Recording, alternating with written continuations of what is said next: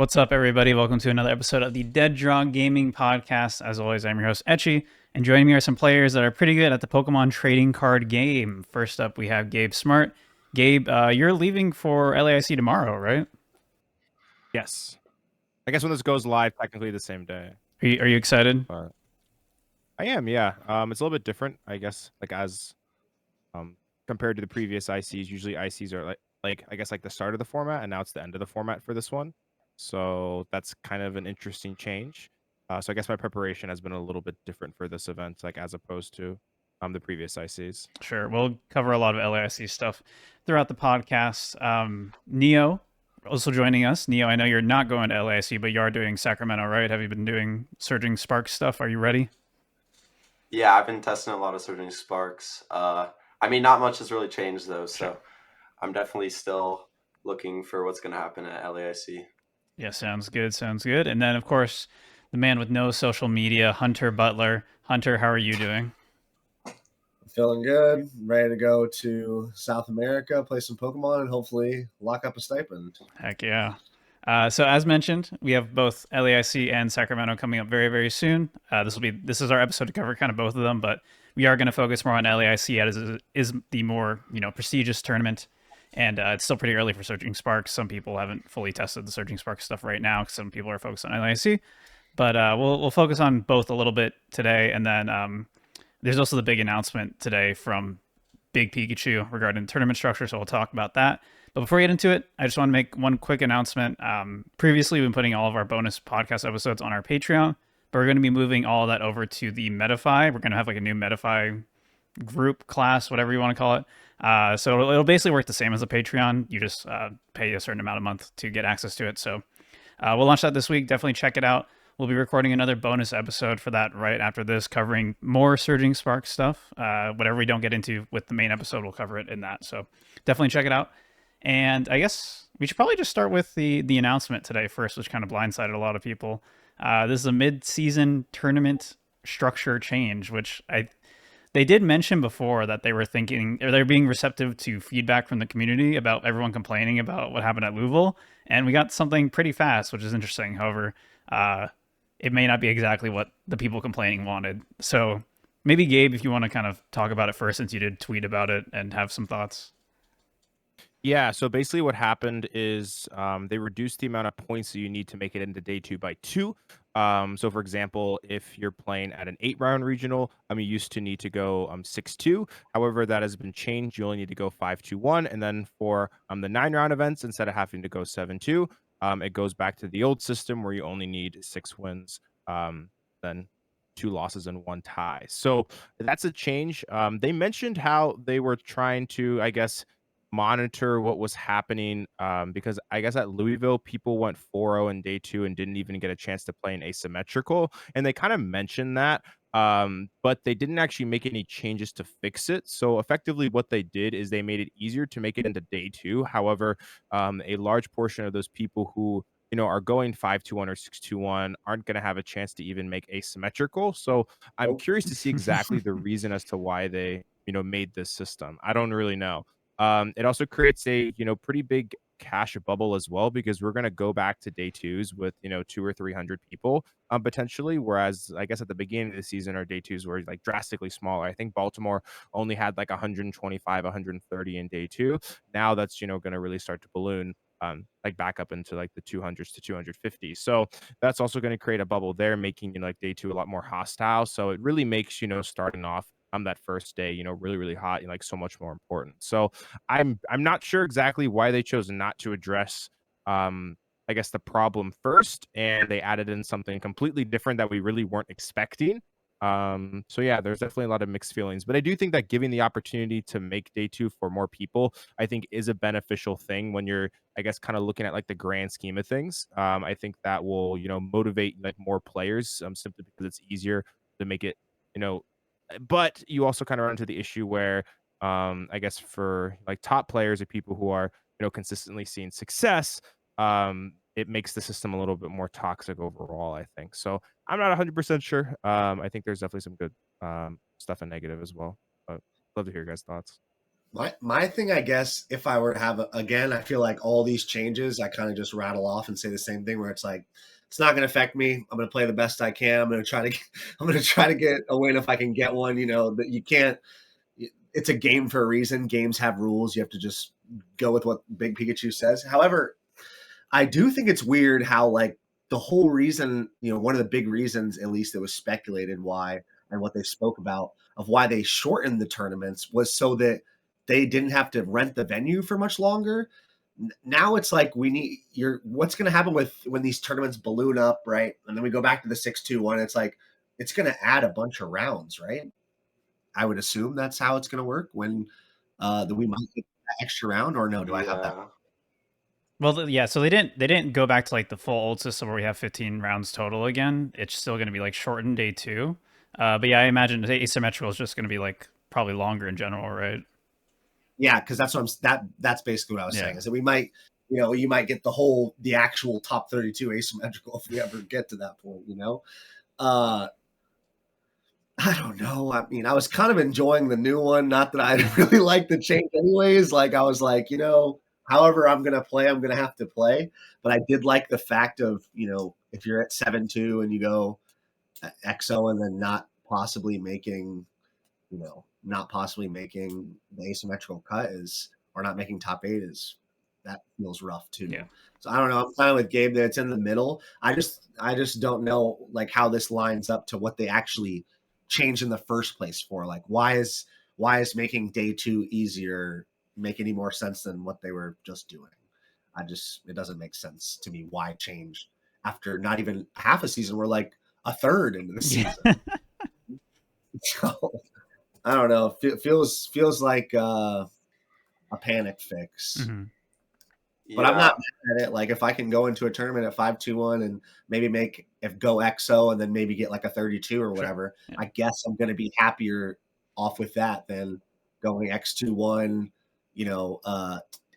tying not naturally to my opponent that doesn't want to make some type of agreement. We both don't make day 2. I get nothing but points. So there are some positives out there for sure. Yeah, honestly, like at first I didn't really like when they made it less rounds, but honestly I don't feel like this is really gonna have like that much of an effect. I mean, I guess like playing more Pokemon like more often, even when you like maybe run into some variants, I guess that could be like cool. But I still definitely don't like the idea of going into day 2 like knowing for a fact you can't even get top 8 or like even top 16 now. And you could still bubble 32 probably if you go in at like 5-2-1 and then go XO. But one thing that I saw on like someone said on Twitter that I kind of liked was making like the prizing based on either like match points or like asymmetric. So if one person at a certain record like gets top 32, then everyone would also get like the $1,000 cash. But yeah, I mean, I guess playing more Pokemon is never really bad, but it didn't really fix any of the problems that like people were really complaining about. Yeah, that was the weirdest part of the message, where it's like they're kind of saying like, we hear you, but there's no top 64 money. So do you really hear us? Yeah. I feel like Pokemon people and just people in general are very polar. I guarantee you everyone will sign on board for top 64 money. So if we want to make a change, everyone put in your support ticket for top 64 money, because everyone across the board wants that. There's not one person that's like, no, we shouldn't give money to top 64. They used to do it. They get packs now, though, Hunter. It's fine. Yeah, dude.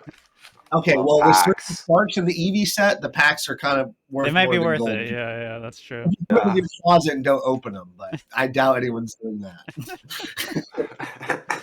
That's fair. Yeah, I mostly agree. I think the pricing thing has been brought up before, like making asymmetric pricing.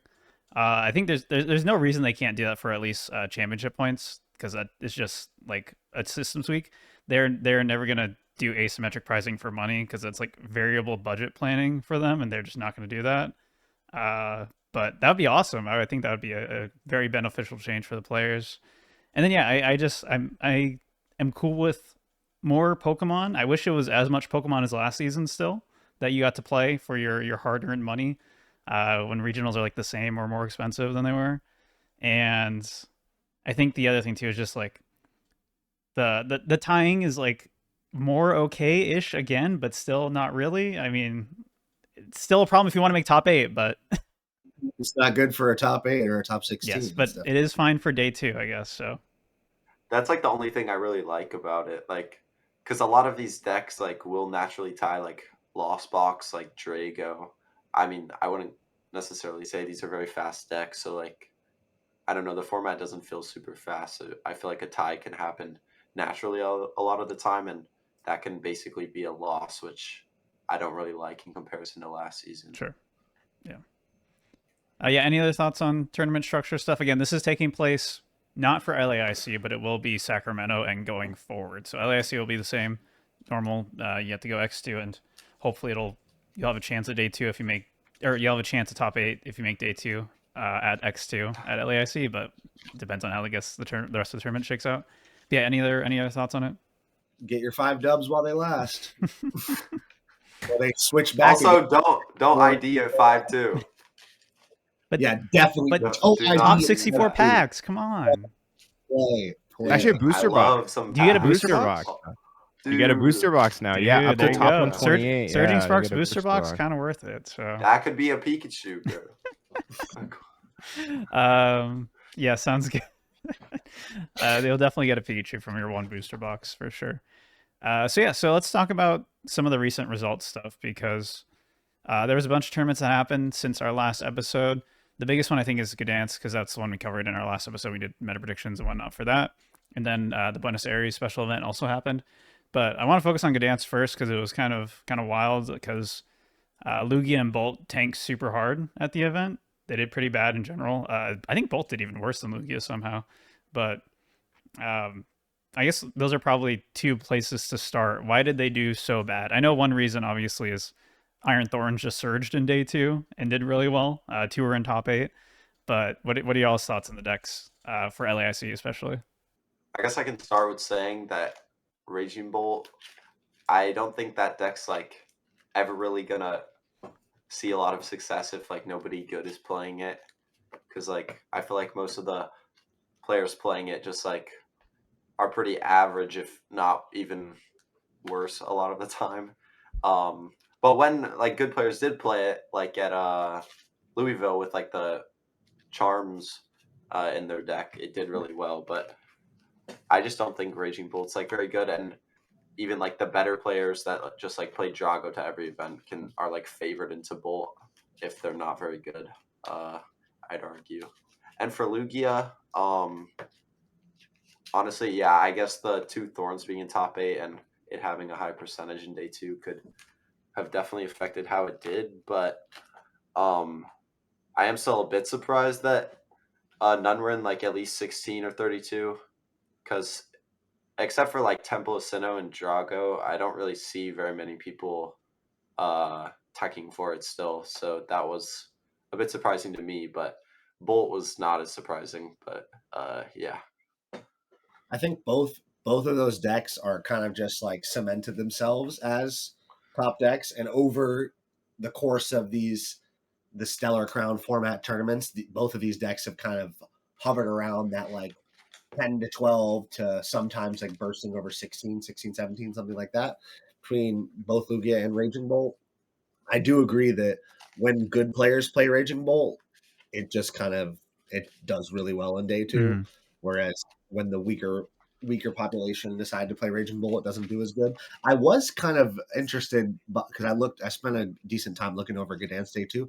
There was a lot of like obscure decks that were played that were meant to beat decks like Raging Bolt and Lugia, and a lot of block and stuff. Mm-hmm. Cornerstone, Overpawn, Noiverns. There's like 3 gouging fires in top 32 or something like that. So I don't know what the yeah, I don't know what that even it's is. the Luke Kirkham deck. Yeah, it's the Luke Kirkham difference. Dude. Pretty good. But it did they well. love it over there. It did great. So I yeah, do there was feel 3 like in top 32. That tournament was slightly anomaly. For LAIC, I expect to be Bolt and Lugia to be pretty prevalent, and I think they're both just solid decks. Gabe made a point that we don't really have internationals that are like at the end of the format. They're normally at the beginning of a new one. And I think that will speak to that kind of thing will speak to this format and how people are taking this tournament, is that it might be okay to go with old reliable a little more often than not, instead of trying something where you would normally try something new, or the new broken what's on the booster box deck, or whatever comes on. So it's a little bit different. I think Lugia's, if I was to pick between the two, I think Lugia is a better pick, and I think Lugia is less respected, and its matchup spread is pretty good. However, you have to flip coins and be Lugia, so that's the downside. Yeah, I definitely agree. Just an FYI, my camera is kind of not really working right now, so if you don't see me, that's the reason why. But anyways, heading into Lugia and Raging Bolt, I think that Lugia is probably the inherently stronger deck, just because it's one of the decks in the format that when it just sets up perfectly, it's borderline unbeatable. Whereas like Raging Bolt can set up pretty well and still like lose a lot of games. I also think that a lot of the Terapagos lists, kind of adjusted to the hype of Raging Bolt. We saw Tord's list, they did play a Lost Vacuum, but we saw Caleb Rogerson's list that ended up getting top 16 as well. Play Lost Vacuum. Also, it seems like Gardevoir has been kind of picking up a little bit of steam as well, and that's a pretty hard matchup for Raging Bolt and also Lugia. So I think that the metagame is just becoming significantly more hostile towards the deck. I still think they're both relatively good. I expect them to do well. However, I don't necessarily think they're the strongest picks as of right now, but they're still pretty strong. Sure. For sure. Because I mean, Regidrago has just been seen so much success, and like both of those matchups are relatively hard for Regidrago to beat. So that's, I guess, another thing that's kind of going for that deck as well. So I think they're good, but the metagame is kind of becoming a little bit hostile for it, like moving forward. Yeah, I definitely agree. I think they will still kind of, even though it had this mediocre performance at Gdansk, I think both of them will still be very prevalent and very probably respected by players at LAIC, and will probably show up in pretty solid numbers regardless. So on the flip side of the coin, then, 2 Iron Thorns and Cut. Hunter, you played Thorns to Worlds. Is Thorns good again? Obviously, it was very underplayed for multiple tournaments, but it did very well at Gdansk. Is it a reasonable play again? I think Thorns has just always been a reasonable play. However, I think the thing that makes Iron Thorns or decks like Blocks so good is when people are not respecting them, not only with deck choice, but just with their techs. Like, there was even Regidragos at Worlds that had like 2 canceling clones. So there was a lot more hate for the deck when the format started out than where we got to. I'm not a fan of the Iron Thorns versus Raging Bolt matchup over time. In the beginning, I thought it was pretty favorable, but as months have gone on and we've seen the format go in the games I played, actually, if a Bolt player knows what they're doing, they should run over you pretty good. And they obviously have the Slither Wing, which is not fun playing against. But I do think the deck's strong. I think obviously having a good Lugia matchup, you definitely are favored in a Drago, even though some Drago people will be out there saying that it's closer than unfavored. You can attack with Squawkabilly and power up your Regidrago. I've heard it all. But I definitely think it wouldn't be a bad play. However, I think the Iron Thorns joke probably is up with getting 2 top 8s in Gdansk, where I think people will probably respect it a little bit more, just because that deck hasn't even seen a top 8 for what, 4 tournaments since Worlds? Since Worlds, maybe? yeah, pretty sure. Yeah, I since got top 8 at Dortmund. Oh, Dortmund. Okay. Oh, that's okay. But a little minute. So yeah, if I was a Lugia deck, maybe I'd play Flare Moon. Maybe. I played a little bit with Thorns before Louisville, and I think I mainly dismissed it because I didn't think one of the best things about it going into Worlds was like the Drago matchup was favored. But with like the Noctowl and people still playing Cologne, I found like it was still maybe slightly favored with like a good list, but it was definitely not nearly as like good as it used to be, at least. And also, yeah, the Raging Bolt matchup isn't like fantastic either, but it's like still completely fine. And I do think that Cologne will definitely stay in like Drago's And yeah, I just don't think it's like a fantastic play. I do think Lugia is going to be a good play though. So like maybe Iron Thorns could be a good play then. But I honestly don't know like too much about the deck to like make a great conclusion about that. I think it's decent. I think it's definitely a tier 2 deck. I expect it to show up. I expect it to do well. It's a deck that I guess one of the best things like that is kind of going for it is that it's a pretty easy deck to play. So if you're not really trying to think that much and you're trying to not necessarily I guess lose games to yourself, then I definitely think it makes a good play. I do think the Regidrago matchup is actually relatively good.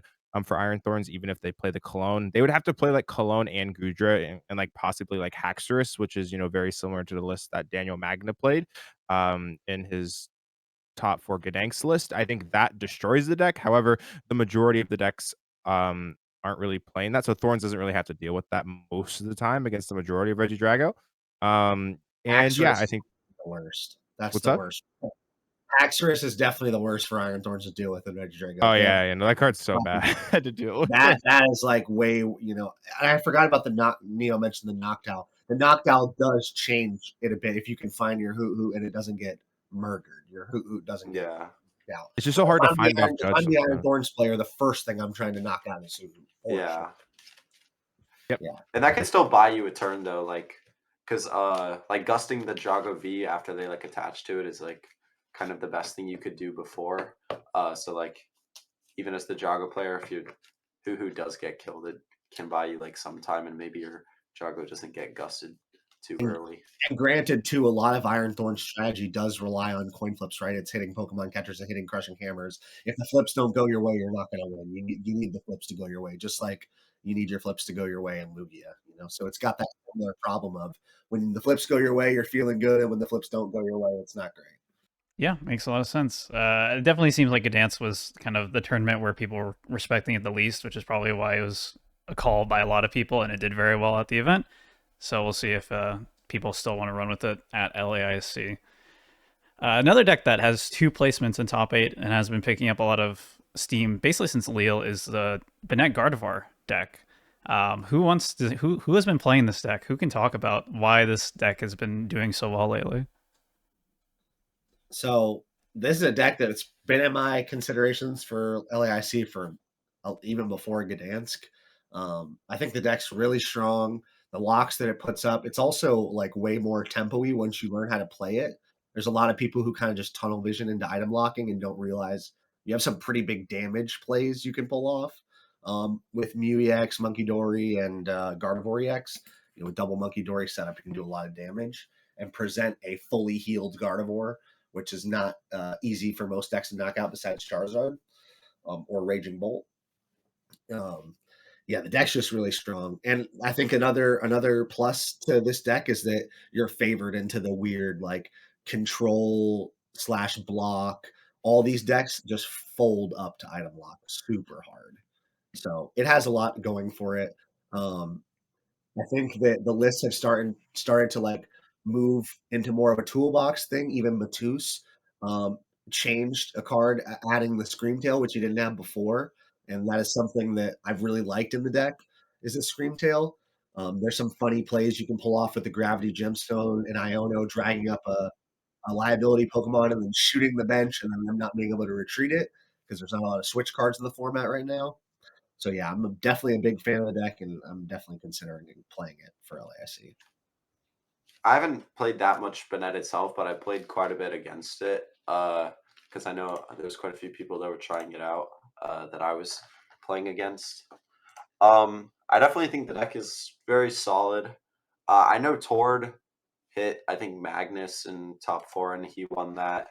And I think the Boufflants are like pretty good in that matchup, and especially Penny Turo. So I'm honestly not sure how that matchup goes most of the time. But if Terapagos can get going, I'd assume it's a pretty solid matchup for them.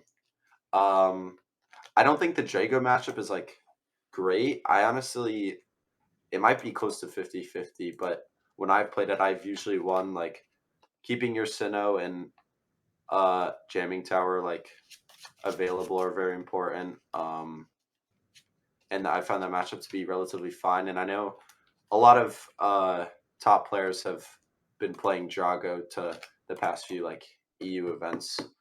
So I definitely think that's a deck to watch out for. So I don't know. My feelings about the deck are pretty neutral. One thing I do think that is bad for it is that Guardy, like the Henry Chow Guardy, is getting a bit more popular, which is definitely not a favored matchup for Banette. But I don't expect that Gardevoir to be like super high popularity, but I would expect some good players to bring it for sure. I just saw there was like 3 of those in top 16 at Gdansk, which is pretty surprising. Yeah. I was gonna say, I actually think Banette Gardevoir would be slightly favored into their Gardevoir because you have more Monkey Dory.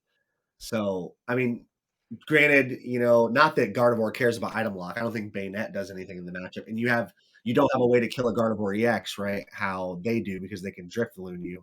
However, depending on your list, like I said, adding in the Screamtail, possibly adding in stuff like Fluttermane. Not that I think it's worth teching for the Guardy Mirror, but I think having the 2 Monkey Dory also can kind of play into that match. I think the main problem is also 1 Super Rod.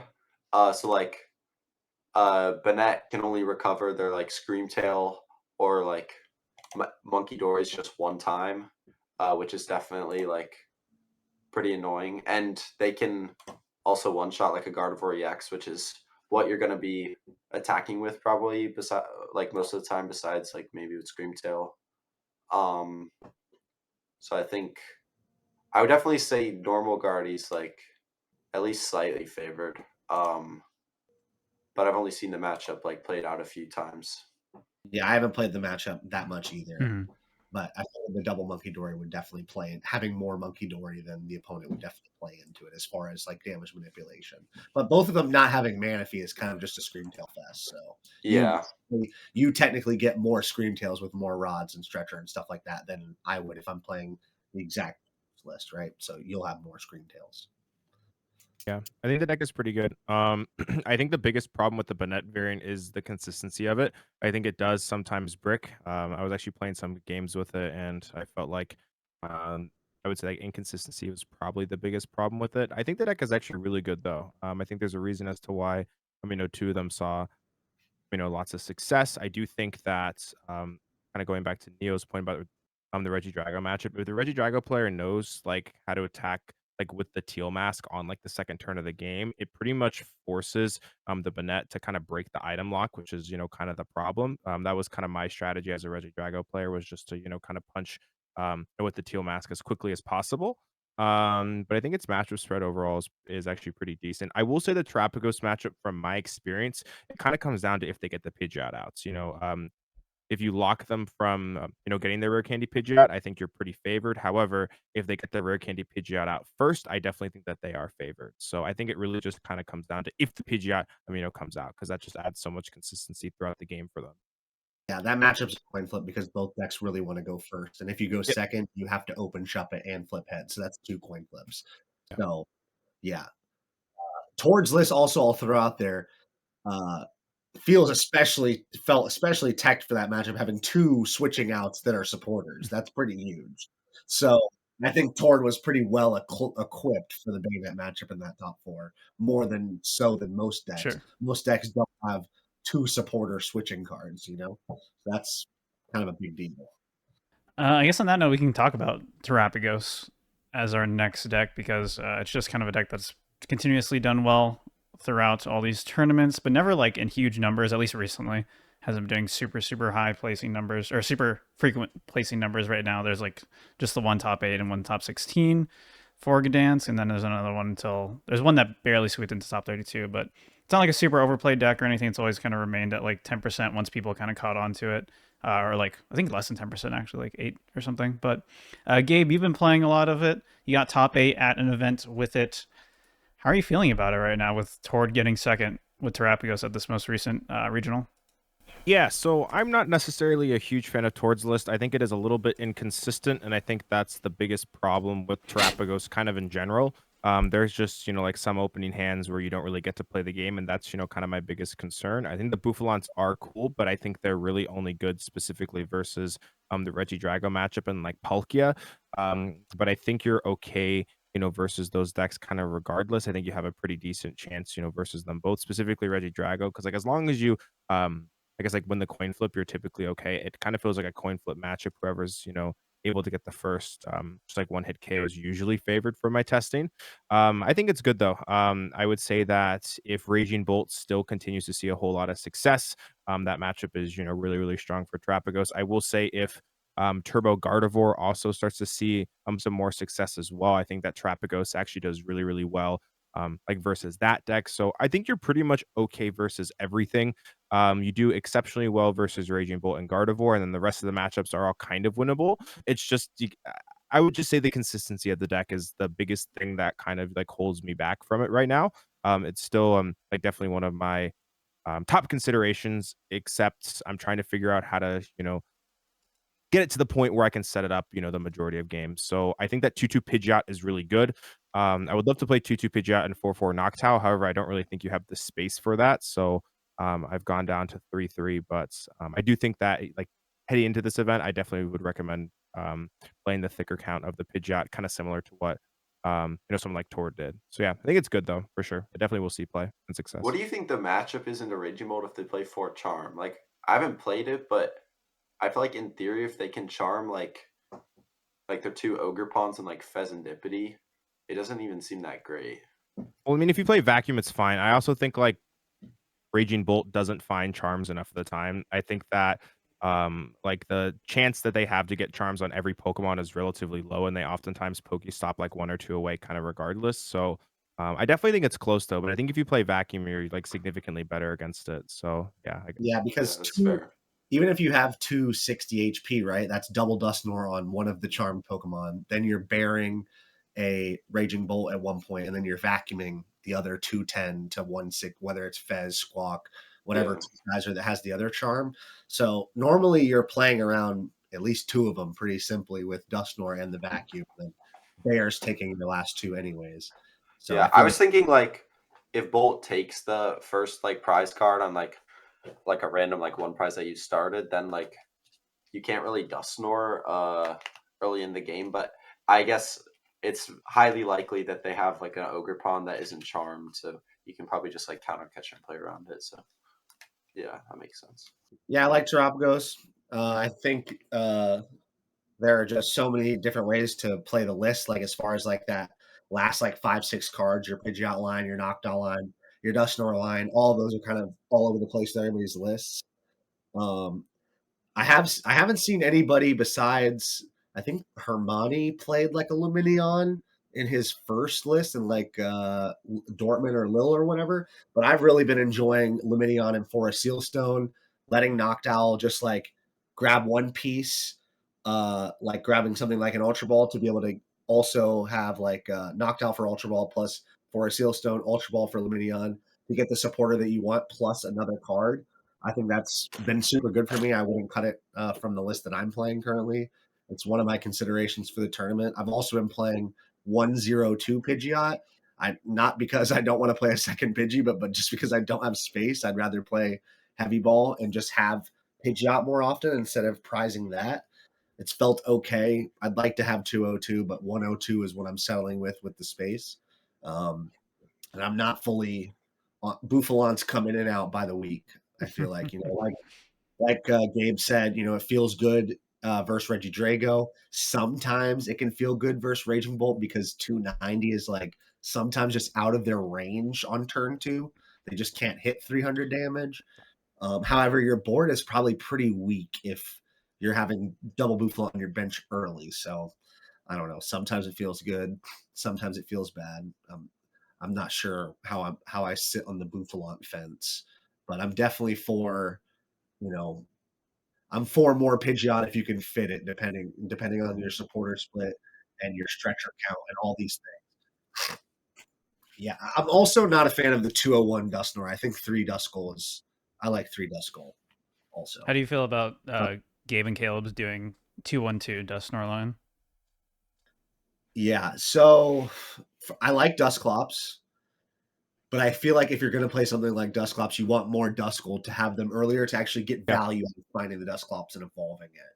So I think the lines that I've been doing, as wonky as they sound, I've been doing a 3-1-1 or a 3-0-1 with 3 Interesting. stretchers. Yeah. With 3 stretchers. Most people are playing the 2 stretcher, which I'm also kind of not a fan of. I feel like this deck needs more access to bench Pokemon, and I think you went 3. I've also tried around with some super on. I haven't super liked it. I haven't liked it a whole bunch, but I'm definitely trying different recovery options. But I have liked 3 stretcher. I don't think I would go lower than that at the moment. Yeah, so That's I'll my say one list. thing about the Dusclops. So personally, I got top 128 at Poland, and I used Dusclops maybe once in my day 1 and day 2. So I didn't necessarily think the card was very good. However, Caleb really liked it, Michael liked it, and Justin liked it as well. So it felt like I was the only one that didn't necessarily, I guess, get like very much use out of it. It was okay in some situations, but I kind of just wish I had another rare candy. I think like 4 rare candy is really good. Yeah. You know, like you I pretty like much that. have to get out the Pidgeot every game. So I think just like naturally finding the rare candy in like your opening hand is just like so much stronger a lot of times than you know, having something like Dusclops. So me personally, if I'm playing the deck to LAIC, there won't be a Dusclops. I have considered going down to 1 Dusknor. I don't know how much you need the second one because in a lot of games you're not really even, I guess, just like needing to use it. And I think that Briar's a little bit weaker now than it was a couple weeks ago, just with kind of like how the format is like kind of becoming. So yeah, I personally would not play Dusclops, but some of the other members of DDG like definitely really like it. Just to throw it out there in case nobody knows, the main reason why you want Dusclops is so that you can use 1 rare candy between a Dusclops and a Dusknor to actually take 2 prizes, right? So the 50 from Dusclops plus the 130 from Dusknor to knock out things like Lumineon and Squawkabilly without needing to use 2 candies in some scenarios. That's like the pretty basic level use of the card. Like, whereas it's not really for like a, you need this 50 damage for Raging Bolt. You know, it's obviously good there, but you would rather be using your Duskull pieces to take 2 prizes, not including your attack. Yeah. It's So also pretty good versus so when you play versus Regidrago, you run into some situations where like you get a Duskull down on the first turn, it doesn't get phantom dived, and then you can just like go into the Dusclops, which was really nice versus Regidrago and Dragapult. So like actually that was the main reason why Caleb and Michael and them wanted to play the Dusclops was because they really liked it versus any deck that could you know, potentially Dragapult. Like that was, you know, kind of their reasoning. And I can see it. I just don't think it comes up all the time. But yeah, your situation is also definitely correct as well, Hunter. Yeah. Well, it sounds like you guys know a lot more than me about Terapagos, but I did try out the Tord version, but I have played a lot more of like the more like the one that like Giovanni played to the Brazil events earlier, like before Louisville, the like more turbo one, I guess you could call it, with like 3-1-2 Dusknor line. And that one definitely like I guess felt a lot better, more like powerful when I played it and more consistent than Tords.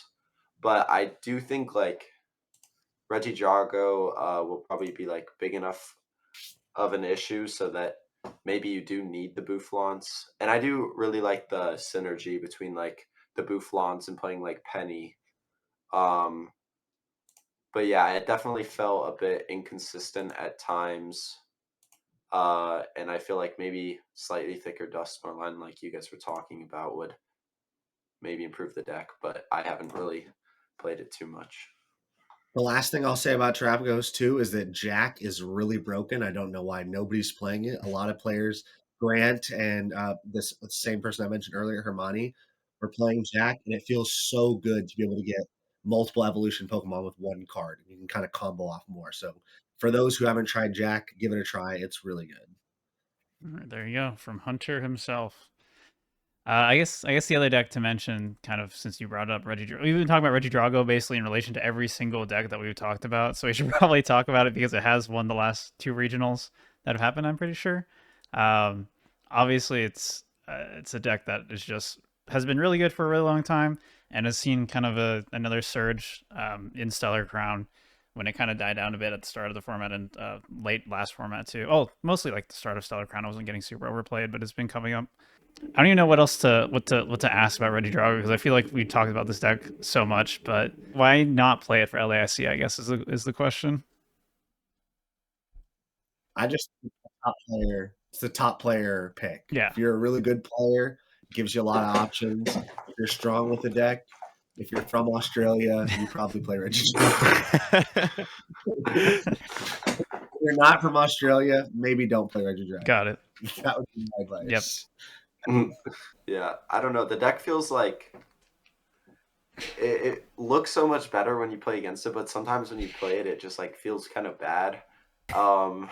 But it does have like the most options out of like any deck in the format, really, and a very high skill ceiling, obviously.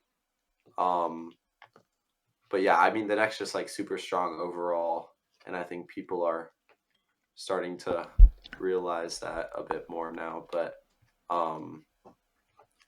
yeah, I do think a lot of the better players will stay on it or begin to play it if they haven't been. Yep, I definitely think it's really good. I actually prefer no Noctowl in the deck. I was testing out the 1/1 Noctowl line, and I didn't feel like I was able to use it enough of the time.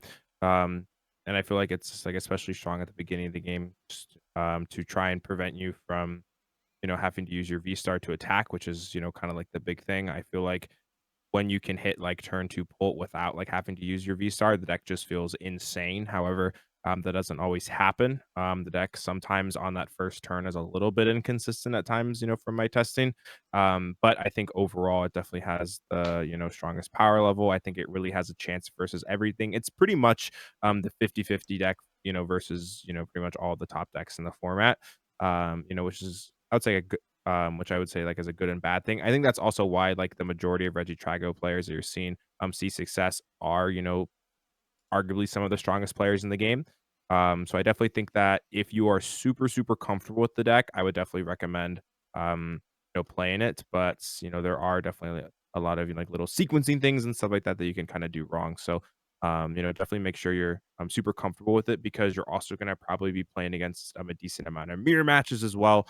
And you're also going into a field where people know it's the best deck in the format. And I think, that can create kind of a lot of hostility. So you kind of have to prepare for that as well. Yeah, I think the deck will, if most people going to LAIC that want to win the tournament have it in their mind that they will have to play against a strong player playing Drago at some point in the tournament to win the tournament. And I do think that is on people's minds, that there might be a little more Lugia and Raging Bolt from top players. If you want to throw some Cope in the Hunter Butler Bowl, I think there will be some top players playing Bolt and Lugia who want to beat the top players playing Regidrago for sure. Yeah. Daniel's list that made top 4 at Gdansk did put the Gudra back in. Do you think that'll be more common kind of going forward? It's something we talked about in the last podcast episode, if it was about time to bring back the Gudra. One player did. Alberto won without the Gudra, obviously, but obviously a very strong tool in the mirror. Is that enough justification plus other matchups to consider it going forward? For the mirror, it's good. So if you are taking that game plan of I'm a strong player, I'm going to play Regidrago, I know I'm going to have to play against other strong Regidrago players, I don't see why you wouldn't include Gudra. Daniel's list is wild, by the way. I haven't looked at it too Oh much. yeah, it is so weird. It is crazy. Oh, it does He's have the playing like Haxorus. 4. It's true. He's playing like 4 Ogre Pond, like every single Dragon Pokemon like in the format in his No deck. Pheasantipity. Oh yeah, that Oh, was no also Fez, crazy. wow. Haxorus, Gudra, no Super Rod, double Superior Energy Retrieval, a Night Stretcher on top of it as well. 8-2 Energy Split, no Jamming Tower. No For the Radzard, Raging Bolt yeah. matchup, He's just doesn't also care about playing that 8 matchup. grass. Crazy This list. guy I really loves Ogre Pond. have no idea why he built this list like this, but It it's worked. good. It worked. So I mean, It yeah, you can't. He started You like can't 8-0, hate on I him, think. bro. Yeah, he was cooking. And Yeah, he did pretty good in seniors too. I wonder what the thought process, kind of behind this list is, because like there's no. I think someone played it Radzard. at Lille. It says Miloslav. Yes. Zelda. yeah. So maybe I think he it's just bulky Regidrago. I think that's like the point of it. Just to like bulky. smack with Gudra. Well, yeah, because like I think you like want a Gudra versus like Raging Bolt, like a lot of different matchups. You just kind of want to spam the Rolling Iron. Oh wait, Rolling yeah, he's Iron's not actually playing really Radzard, so that makes correct. sense. Yeah, yes. Yeah. So your line versus Raging Bolt, I think, is using, I guess, like Rolling Iron paired up with like an Iono and like hoping they miss the KO. And then you can set up like Dragapult plus, I guess like something like Kyurem. Haxorus is really weird. Haxorus is good versus Lugia when they don't attach Mist Energy, which sometimes like they will try and put the Mist Yeah, Sinnoh Energies though, on like right? their bench You Pokemon. have Sinnoh, Yeah, yeah. He is exactly. playing So Sinnoh, yeah, so you can yeah. get Major around it. Sinnohs and swings with Haxorus. Yeah. Yeah. It's also good versus Terapagos, and it completely farms Thorns as well. I think that, Gudra plus Haxorus just kind of destroys them. He actually played against Thorns on stream in top 8, and it was just a massacre. I Like, didn't it even was think not about close. Haxorus versus Terapagos because the 2-3. Yeah, me Yeah. neither. And especially against Buffalon, like that could definitely be relevant. Yeah, Yeah, just knocking them out because they have the DT. Yeah, that's solid. That's solid. Yeah. I don't hate that actually. Loki might have to Might be Haxorus test time. it out now. I have to dust the boy off. Yeah, very interesting. Yeah, it seems like Regidrago will still just be a really good deck, and there's going to be a lot of really good players at LAIC, so definitely be prepared for it. Kind of the flip side of the Regidrago coin, because we did talk about it a lot last podcast, because, previously we had Michael get second place with Lost Box at Louisville. We talked about it a bunch in the last podcast where it's like probably not the right time to play Lost Box, given Regidrago just winning the previous event. We expected there to be even more Regidrago at Gdansk, and it kind of just stayed around the same, like, percentage-wise. And there was still a Lost Box that crept up all the way to 10th place. There's another one. There's actually 2 in top 16, so it actually turned out to maybe just be a totally fine play for Gdansk. Did pretty well overall. Hunter, you're a big Lost Box guy. Is it okay? Is Yeah. it safe? It's safe if you know the deck and you're comfortable in every other matchup. I will Lost Box is definitely my number 1 pick by a long shot, between Banette and Terapagos being my other 2. So Lost Box definitely is my number 1 pick because of my comfort level with the deck, and I believe as long as Drago stays sub 10%, I'll just lose when I play against somebody good. I mean, in Louisville, I went 7-0, didn't have to hit one in the 8th round, got bodied. That's what happens to you. You just win all the other matchups, and then when it's your turn to get bodied, you get bodied. Right. So, I think the other matchups for it are really good. I also like the fact that there's a lot of people who still are not only new to the game, but new to playing against Lost Box over the last 4 months. So there's a lot of people that make a lot of mistakes versus Lost Box with all the options, depending on your list that you have. So it's definitely my top pick. However, I would not advise for everyone to play Lost Box with all the reasons why slower decks are harder to play in these new tournament structures, with the ties not meaning anything. If you're not completely confident and you can't play Lost Box fast enough, you're just going to end up tying a bunch of rounds that you possibly should have been winning. Yeah. Lost Box seems like it's definitely still a very good deck, and it seems like one of the best decks, if maybe it is the best deck to like just cash with, but like I couldn't foresee it like winning the event just because like these people are just like spamming Drago, like these good players, so there's like guaranteed to be at least some at the top tables, so you'll hit it eventually, kind of. But I think you're pretty much favored into everything else. Maybe Banette is like a bit suspicious if you don't like ninja them their Shuppets, but that is not going to be a very high percentage deck, so that's not really anything to worry about. But yeah, if you're willing to accept that you're just going to lose to Drago, I think people could definitely do solid with Lost Box. Yeah, I think the testing group went at Louisville a combined, I think 1-9 versus the Regidrago matchup, and 2 of them played against 3 Regidrago That was and Justin, lost all right? 3. Yes. Yeah. So the seniors, I think, both hit 3 Regidragos and just got smoked. Yeah, Justin's opponent prized Kyurem both games. So, Oh yes. Yeah. I mean, yeah. I think that he was the only one to That's win a unlucky. game versus Drago. Yeah. Hedrick lost in his win into Drago to Christian Labella. And then I think the only one that didn't hit Regidrago the entire tournament was Michael, and he got second. I think Caleb hit 1. But like if you dodge all the Regidrago, you definitely can go far. I think your matchup spread is really, really good. I will say, The Terapagos Buffalant matchup is significantly closer. The Buffalants can cause some problems for Lost Box. It definitely makes it a lot closer. But I think if you play against the regular Terapagos variant that doesn't have the Buffaloes, I think Lost Box is definitely pretty favored. But the Tord one can get a little bit sketchy. Yeah, also there's a really fun line for both of the with the Buffalant list where if they have 2 Noctowls, you just go Sableye 1 Buffalant and put 10 on each of the Noctowls and then Ninja the Noctowls, right? They have to keep putting Buffalant back in play or you're just gonna keep taking 1-for-1s with Sableye, right? That's obvious if there's no Duskulls on the board. You'd rather be picking off Duskulls. But if they're just using Buffalants and they have their bench filled up, in my experience, they can't have Buffalants and multiple Duskull on their board, or else their board's looking really weird. Where's Rotom? Where's Terapagos, Fez, Pidgeot, all these other type of things that are on their board.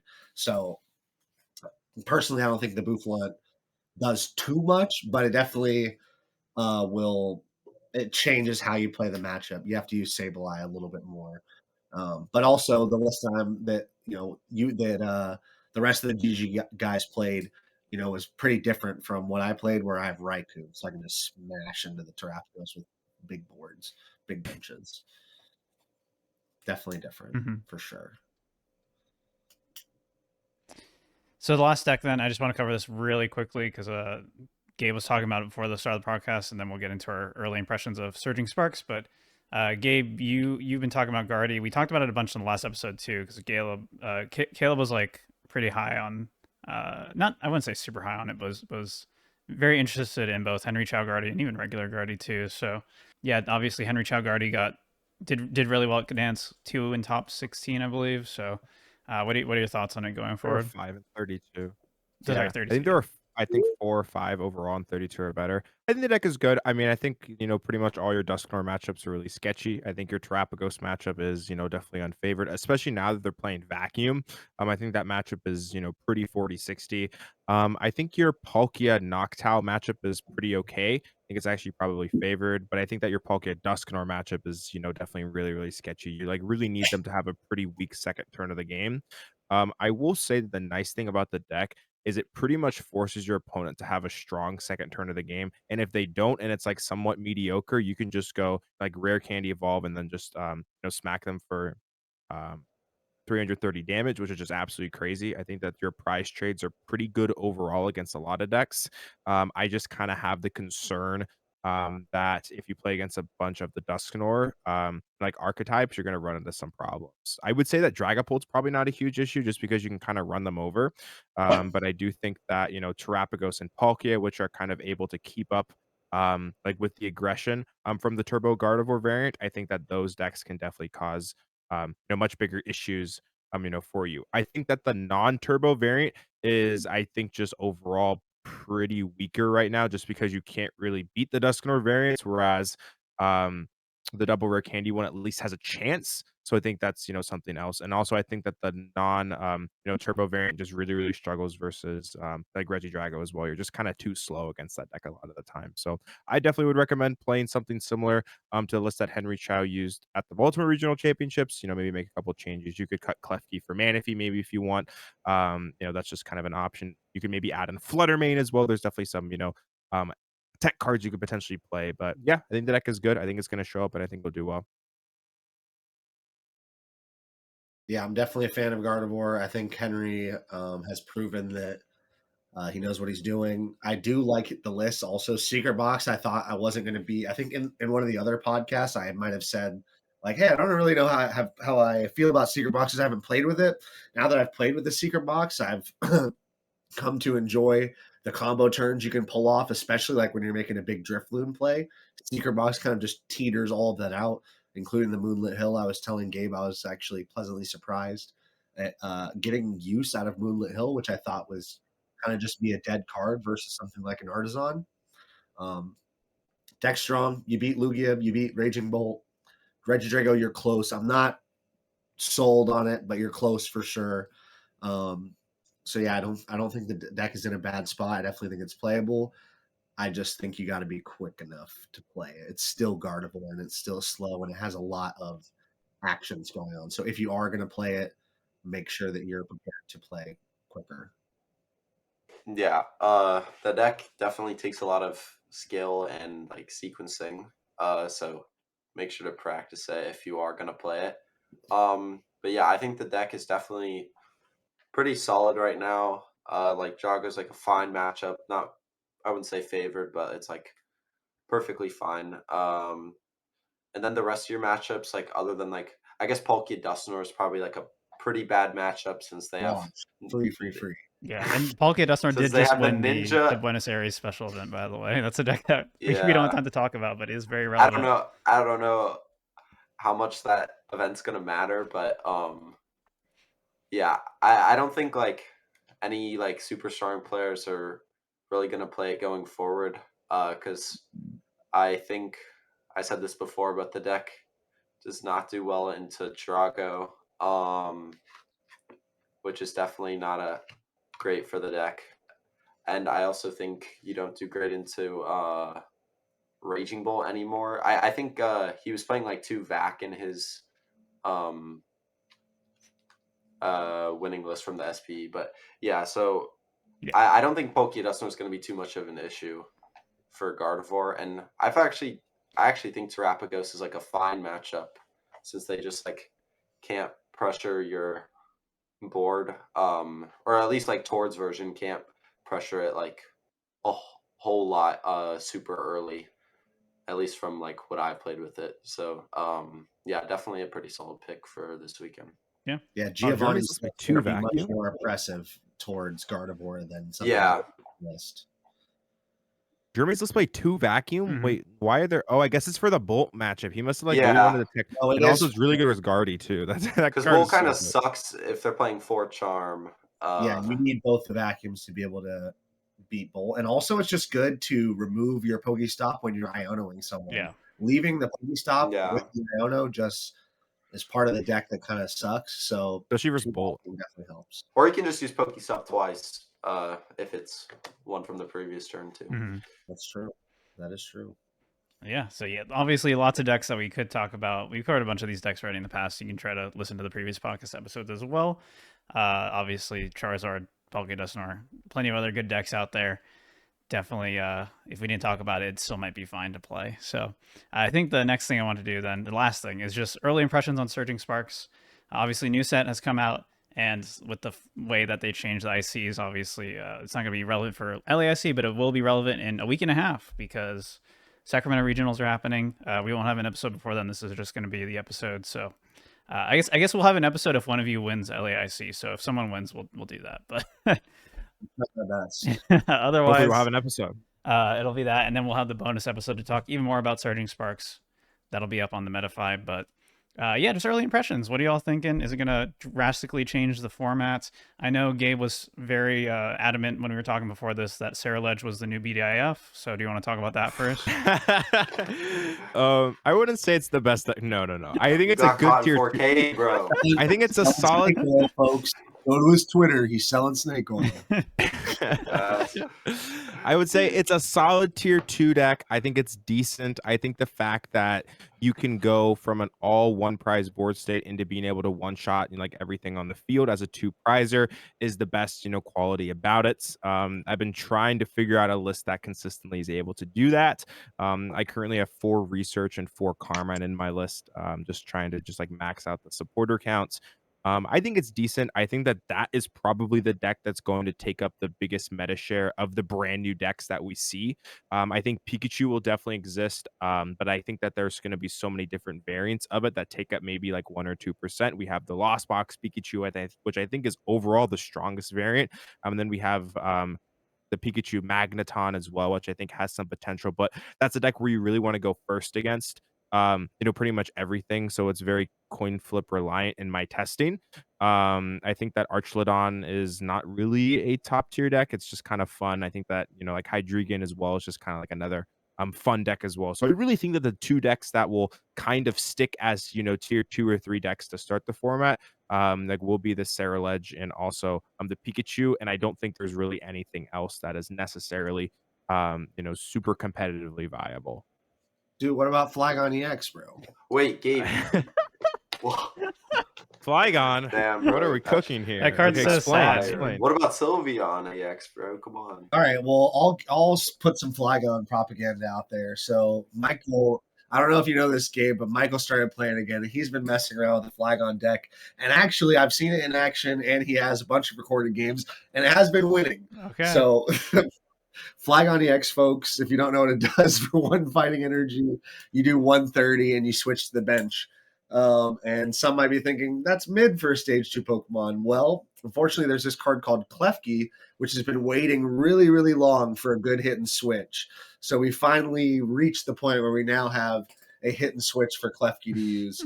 So, believe me or don't believe me, Flygon's pretty cool. Been messing around with that.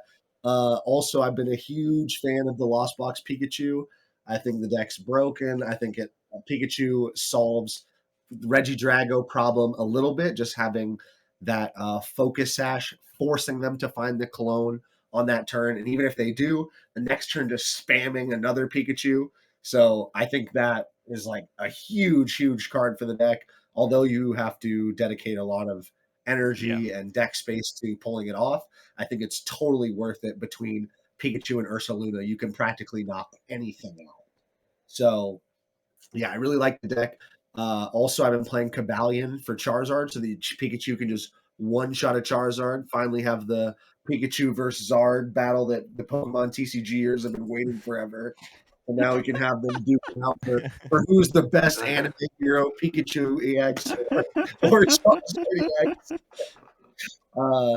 Also, I wanted to ask you, Gabe, in the Ceruledge stuff, have you been doing the Energy Search Pro or the Mixer, or are we just not playing either? I currently People have the play Mixer in the Energy Search. deck, and I have, I think, 2 Cleffa. I want to play 4 Cleffa in the deck because I just want to start a free retreater. This is my hot take. You're kind of cooking. I think that like 4 Cleffa in this deck is broken because you always want to have a sacrificial lamb that's a 1 prizer in the active. So if you just start with Cleffa, and when you use the Cleffa, you got like a couple of the keep the 1 prize board, guys. Gabe. Yes, and then you farm them. This is genius. This is my deck for Sacramento. I'm gonna prove you're all wrong. I'm gonna make a masterclass. Gabe, your deck wants to discard energy. You can retreat into it. No, it doesn't matter. It doesn't matter. What are you talking about, bro? 4 Cleffa might be like. I want to play quad Cleffa. You said some bad stuff before, but this might be the worst. Yeah, that's not even. I'm not memeing you. I don't think that's a horrible idea. What? Basis. You need a sacrificial guy. Bro, you play so cards. many energy in your deck, and you want to discard them. Like, okay, so you use the guy and you drop the 7 cards, then you research 7 fire energy away. Like, I don't see why you're hating, bro. Also, but you can get another energy. Here's the deal. I'm doing 300 turn 2, so that's all that matters. You should try the Energy Search Pro. I think the Energy Search Pro into Researcher Carmine is just. How many energy does it get? As many as you want. So you can get like 10 energies. Well, you have to have all the different types of energy. Well, that's the problem, is that you're gonna go, okay, like I really need this fire. I don't know. Then Do you play like a way to find research it? Huh? Yeah, you got to play a way to find it. Yeah. Like Arvin or like. Okay. 4 Research, 4 Carmine, 4 Arvin, 12 supporters. What tools are you playing then? That's crazy. No tools. Just find it. So we don't want to play. We don't want to play Irida for Ninja. 4 Research, 4 Carmine, 4 Irida, 4 Arvin. Then you're set. Yeah, the deck is a theme deck. You just need. It is a theme deck. That's better than 4 Cleffa, bro. Okay. We can have a whole Ceruledge bonus episode if you guys want. But Neo, did you have any other impressions of the new set? Yeah, honestly, this is probably like the worst like competitive set we've had in a while. Like counter game's cool, but I don't think anything can really use it that well. Pidgeot control. The car is good. Oh, this is hard. My bad. I forgot about the trolley. Hydreigon can use counter gain. Well, I think the trolley, yeah, it definitely could be solid. I mean, like maybe Charizard could play it. That's like the only deck I can think of right now. Oh, and Reggie's. I'll definitely be running that. I'll definitely be running the Reggies. But yeah, like the Pikachu EX, I definitely think like that deck on its own is terrible. Like with Magneton, that just like not good. It's not that bad. Stop hating. It's it's terrible. You like whatever, man. We can debate in the bonus episode. Yeah, it's all good. I'm not gonna argue with you about Pikachu Magneton. Oh, Also, sorry. we're mega sleeping and forgetting on this card. This card That's is true. Latias is cool. I wasn't a fan of it at first, but it's pretty sick. Latias is fire. But yeah, I don't think any of the decks that actually come out of it, like the Archaludon or however you say it, and the Ceruledge EX, like I don't think those decks are very good. I think like Ceruledge, it could be better than Raging Bolt, but like it feels like the new Raging Bolt in my opinion. Except I guess you can have like that one prize board state that Raging Bolt can't, so it probably is better than Bolt, but like I definitely don't see it doing super well. Because I just think like with no like one prize attackers, it's like extremely linear as well. Yeah. I don't think it's going to be very good. Yeah. But I do think Control has some potential with like counter gain shenanigans, and that Kyurem card's like could be okay as well. Yeah. Yeah. I have not played any Surging Sparks yet, but I will as soon as LAIC is over. So I do not have any strong. Actually, no, that's a lie because I did do the 2 tabletop videos, so I did play a few games of it. Yeah, all I can say is the Pikachu Blissey thing was really bad. Don't do that. I think Lost Box Pikachu is probably correct. So, that sounds pretty good. So yeah, that's gonna be it then for this episode of the Dead Draw Gaming Podcast. Thank you so much for listening. If you enjoyed this episode, please be sure to subscribe to our YouTube, and again, check out that Metafy group when we make it in a couple days, or it might already be ready by the time this video comes out. I'm not sure. It'll be in the description whenever it's ready to go. Any shout outs from Gabe? Yeah. So you can find pretty much all my socials. I'm Smart TCG. I offer coaching on Metafy as well, Smart TCG as well. If you're interested in that, I'll be attending the Latin American International Championships this weekend. So if you see me, make sure to say hi. I'll also be at Sacramento too. So yeah, safe travels to everyone, and yeah, look forward to being there. And best of luck everyone that's playing. Yeah, good luck. Neo, what about you? Yeah, thank you for having me on. I guess I'll just shout out my Twitter. It's just Neo_Erlandsson. I don't really have any other shout outs. Hunter? Shout out Team G2G. Go sub to Cutter Tap. Read some articles. Wrote an article about all the fun decks that came out in Gdansk. We got a lot of articles coming up for LAIC. Yeah. I think Gabe's supposed to be one if you would turn it in.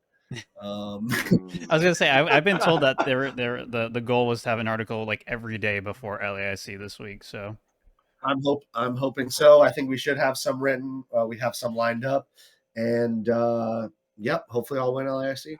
Actually, on that note, I did just finish a Pidgeot Control article for Sacramento. So fire. Yeah, you can actually check that out. The top 8 LA Pidgeot Control player, Neo.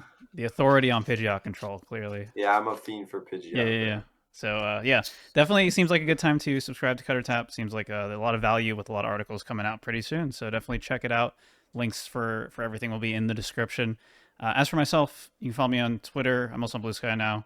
Etchy OK on Twitter and just Etchy on Blue Sky. And then on Twitch, it's twitch.tv/Etchy. Thank you for listening, and we'll see you in the next one. Bye-bye.